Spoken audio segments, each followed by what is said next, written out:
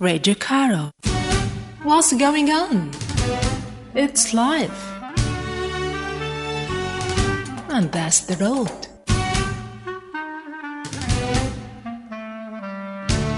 Live on the road.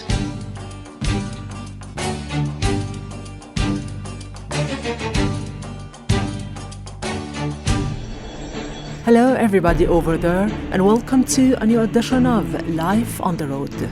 Today we are so pleased to have an exclusive interview with Secretary General of the Supreme Council of Culture, Dr. Hisham Azmi. Dr. Hisham Azmi is assisting young generations in understanding the most precious moments of Egyptian recent history.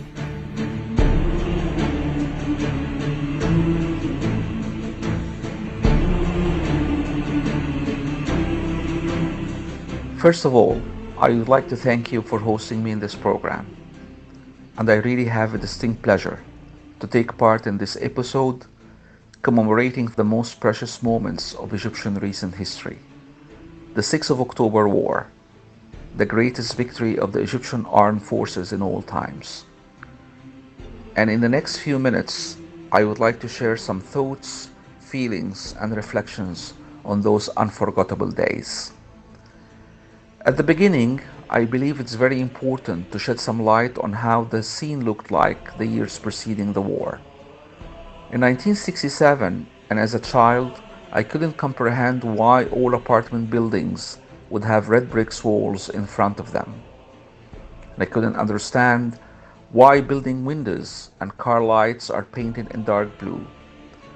I still recall memories of hearing warning sirens indicating air raids that would force all families at homes to go down to underground bunkers, worried and scared, and they would stay there for hours till the safety sirens are heard. And obviously, as a child, I couldn't realize the concept of defeat or the meaning of a setback. I still remember Egyptians taking the streets on June 9 and 10 in 1967. Maybe at the time everybody thought it was just for the leadership to stay in office. But to me, the great Egyptian people were sending a rather more important message to their armed forces, that they will never lose trust in them.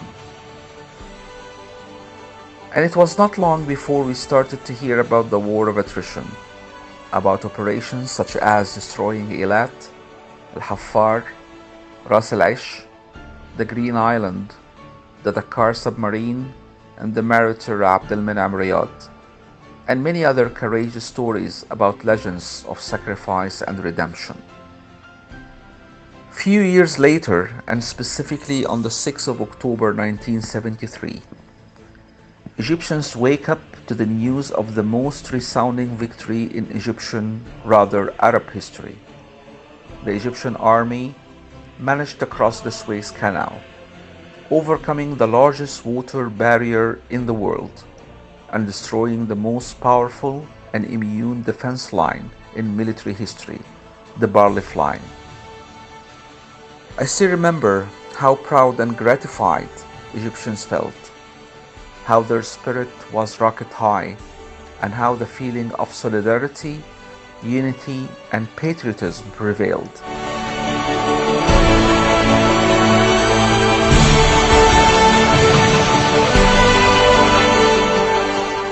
Among lines of armed forces during the war, the social unity is certain standards of behavior which automatically become rules for all.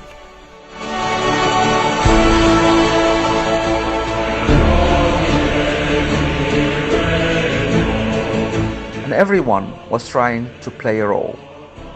Art probably had the most influential role during these days, especially songs that were composed in a very short time to celebrate this unprecedented victory.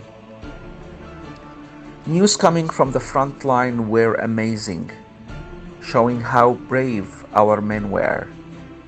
Stories about one soldier who would destroy 23 tanks alone. Muhammad Abdulati, his name was. The massive tank battle in Sinai, the capturing of Asafia Guri, The fighting group 39, led by Brigadier General Ibrahim al-Rifai, who sacrificed his own life to set a role model to his soldiers. He and his group of commanders furiously fought the enemy during the gap. And I still recall how Egyptians received the first batch of officers and soldiers that appeared in Cairo streets after the ceasefire. How appreciative they were for those who regained dignity and pride.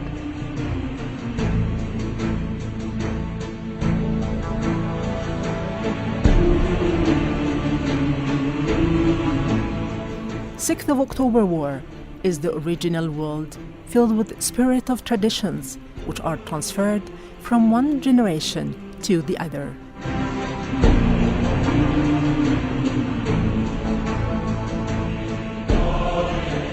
I must say here that the home front played a vital role in this victory.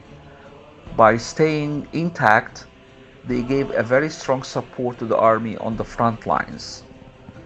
Something we need to highlight nowadays, where some are fruitlessly trying to divide between the people and the army.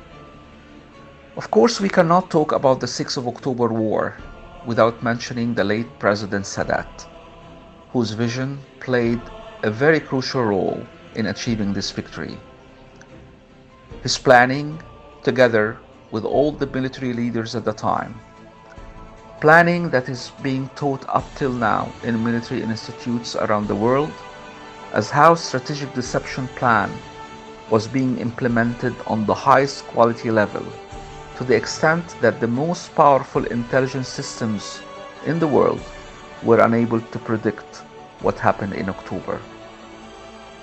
I really cannot say more than I truly feel blessed that I was one of this generation that witnessed the greatest victory of all times.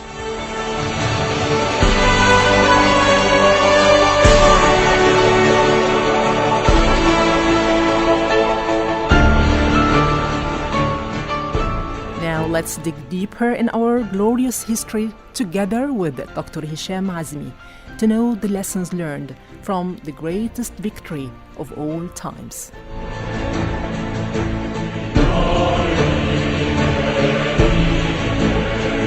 I believe the feeling of national unity spread all over Egypt and even the Arab world was very, very important in paving the way to this glorious victory. And mentioning the Arab world, we need to remember how Arab countries took a very respectable stand during the war in Saudi Arabia, Algeria, and many others. Trust was crucial too in achieving this victory. People were firm believers in their military. They never questioned any official news. They didn't deny military statements. Even at the worst times when the gap took place, people never lost trust. And the simple message they were trying to convey to their military was, "We trust you, and you deserve our trust." Another lesson is that when there is a will, there is a way. The picture was very gloomy at the time, and the entire world thought it was impossible for any army to defeat the so-called unbeatable Israeli army.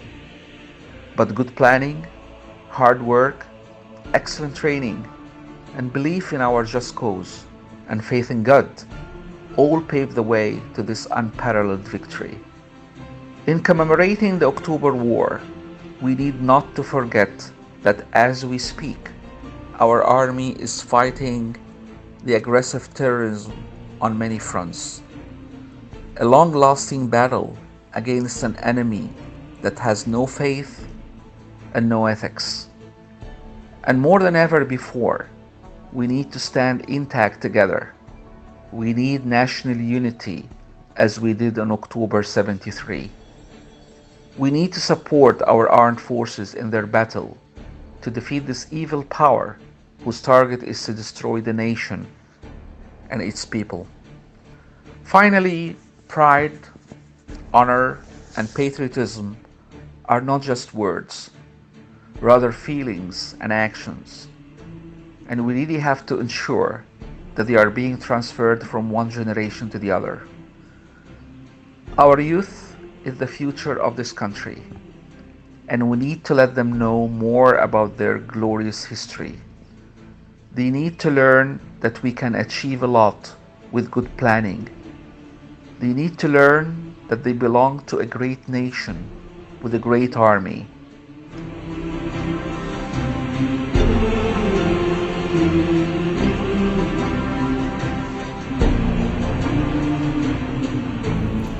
According to Secretary General of the Supreme Council of Culture, Dr. Hisham Azmi, if we really comprehend the lessons learned from October War, we can do a lot because this great country deserves a lot.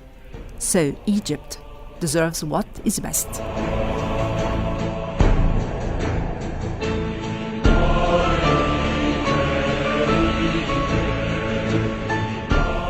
From Mohammed Mustafa at the controls and Mona Hosni, have a lovely day.